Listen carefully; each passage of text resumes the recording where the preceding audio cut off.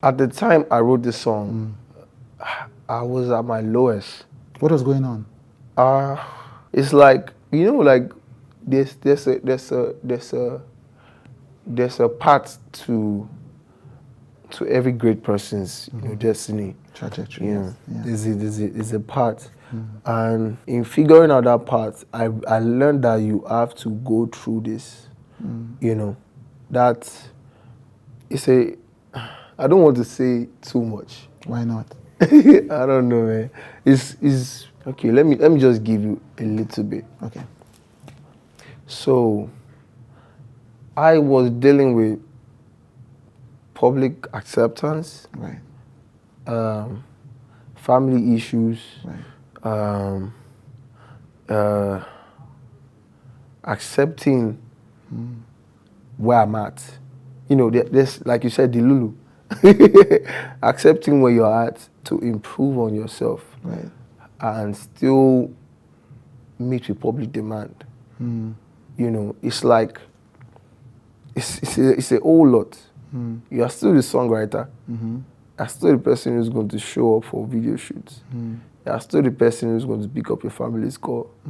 You are still the person who has a love interest. You are still the person who's going to fly out every weekend outside Lagos to perform for people and make people happy. You know, like, it's a lot. But people don't even know. People don't know, man. People don't even know that I can't repeat the same clothes. Like this cloth now, as it did like this, and the last time we go see her for social media. Do you know, like, I have to think about the clothes I'm going to wear even from the smallest every things. day. Yeah. Normal people don't think about those things.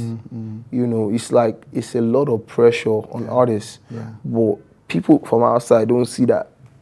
You can't see that. Was that the real pressure though? Because OK goes deeper than that. That's this thing you're describing is surface level. Yeah. Magixx is surface level. Tell us something let's understand a bit of where that song came from. Okay, so like most of the pain of that song is coming from my mom. Right. Because I have to deal with that. Right. It's very, very tied to the pain I feel from my mom's health. Like I said, that was the only person that was in my life that I felt like nothing. Like, even if I don't get it right, like, this person is at my back, like, you know. And that's I'll say like 60% of that song is about her. Right. Yeah. Right. I'm sorry about that. Yeah. So, but thank you for sharing that, man. That's very deeply personal. Is the pressure even worse? I mean, so I read some of the reviews of your music. Critics respect the sound. Critics respect the work. Whiskey has tweeted, you know, about your work, you know, all of that. Is there added pressure? Does being in Mavin bring its own special pressure? Obviously, I think being in Mavin, like, you're expected to do the best. Yeah. You know. And immediately. Do you understand? Do you understand? Like, that one is even a different. It's a different topic. Right. So being in Mavin is like, it's like you are the best. That's why they signed you. You are sure that you're the best. Because there are many people on the streets who want that opportunity. Yeah. So you are definitely going to face a certain level of unfair judgment. You know. But being signed to Mavin does not exactly, it's not the exact booster for an instant performing artist or instant big artist. You know, some people don't have that instantly. Yeah. Ricardo Banks did not have it instantly. Yeah. You know. Yeah. Even Corey Bello didn't have it instantly. Yeah. So it took them like a year, you know, plus to have that time. You know, Ricardo Banks like 2 years, almost 2 years. You know, so it's like you just have to know that, block out the whole noise. Yeah. You know. Yeah. And work on yourself. How do you block out the comparison noise, though? You know, because it's not easy. Yes. It's not easy. It's not easy. Sometimes you are still there every day looking at it. But the most important part of everything is self-assurance. As long as inside you, you are going to win, and you are working. Like I always say, like if you are working, like when I'm working it, it's the most peaceful time of my life. The moment I'm working, as long as I'm doing something, I feel like I'm winning. That's where I'm mostly at peace when I'm working. Right. But when I'm at home, and I'm not doing anything, Yeah. That's when the devil comes to start playing. Panic. I panic. That's so why. powerful. Yeah, Yes. I panic a lot. Yeah. If I'm not doing something that is adding to my life, Yeah. right now, hey, I swear. Yeah. You see, so I asked that question because I do know that even with all the experience I've had in my career and all the success and all the what's and all the learnings, I mean, there's a time even last year when I would look out and other people are doing stuff and I'm like, man, people they go, you know, and I have to remind myself of what I know. Yeah, but that also comes from age, from experience, from starts falling, etc. But for you, first you're young, you know, but also, like you said, when you are in the Mavin, it is because you're already seen as the best. It's almost like for many people that's the destination. Yeah. You're not in a label like there, you know, there is Rema, there's Ayra, there's all of that.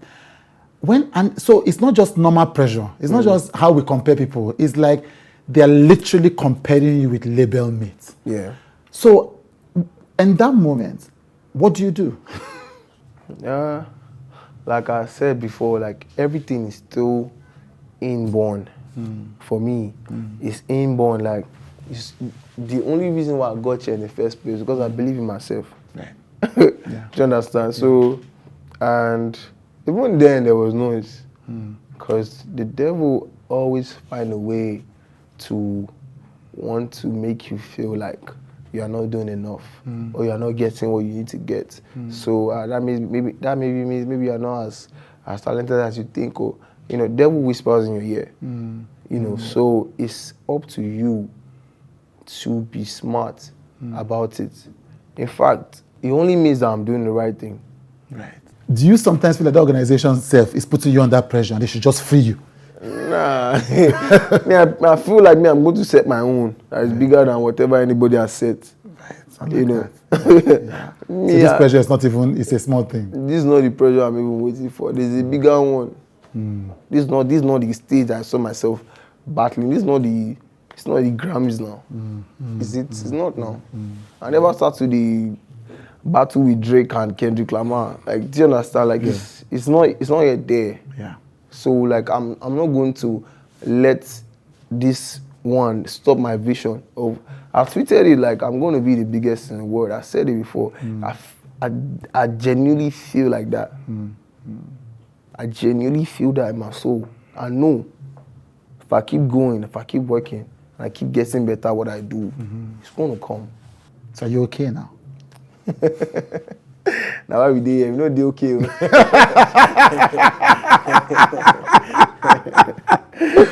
Right. Well, thank you for sharing that. Thank you for sharing all of that with me. I appreciate the honesty.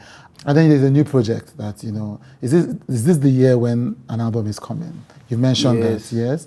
But you say you don't want to talk about it a lot. Why? I want to talk about it. Okay. Exactly. But on a different, maybe on a particular level. I didn't want to talk about it, but let me talk about it. Please. Yeah, this is my first album. This is my first album, and it is me coming to the world to say like this is who I am. Right. You know, and the pain, the struggle of every young person. I feel like it's not easy to be firstborn. You know, it's not easy to be firstborn. It's not easy to be a firstborn. It's not easy to carry the weight. How many siblings do you have? I have 3 siblings. Right. They're all girls. Right. So I'm the firstborn of my family. You know, so I think like there's a lot of like that experience on my album. Right. You know, it's the story of a struggling young man, you know, who's still finding his foot.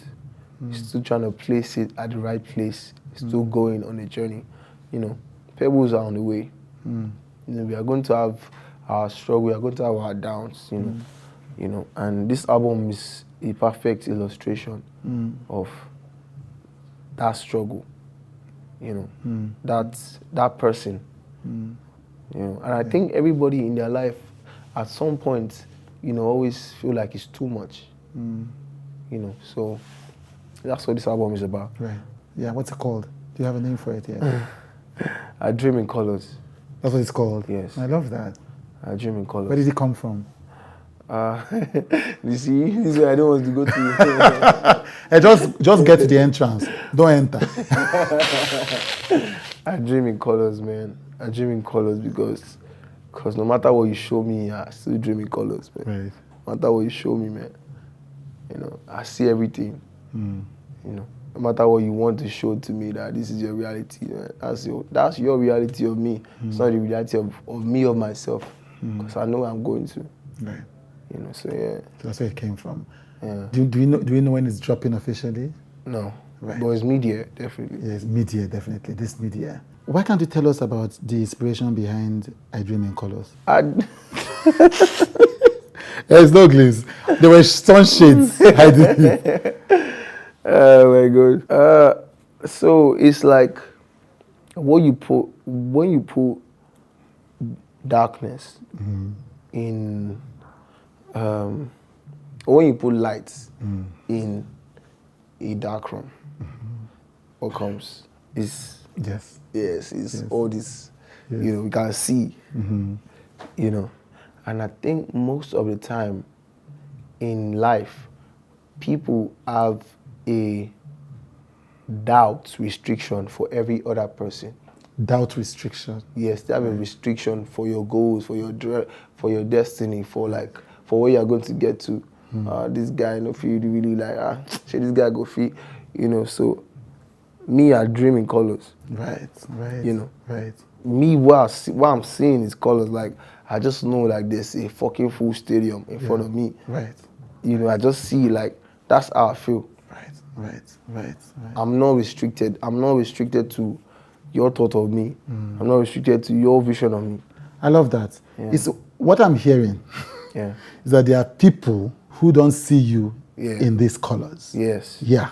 You know, and don't see the color, but you are in this album. Yeah. Is your statement that no matter what this person thinks or these people think or feel, you see yourself as you are. Yes. You see yourself in front of those stadiums. Yeah. First, how was it when Whiskey tweeted, you know, the thing? It's like it was a DM. Yeah, right. Oh, it was a DM. Yeah. Oh, so you were the one that posted Tweeted a it, screenshot, right? Yes, I saw it. Yeah. So it was you know, that's one of my Afrobeat idols, and it's like it's a confirmation again of we came from not having any resources, not having any listener, you know, to people singing our songs, you know, to us traveling, you know, to meeting our idols. You know, that was one of those moments for me, and I'm grateful for it.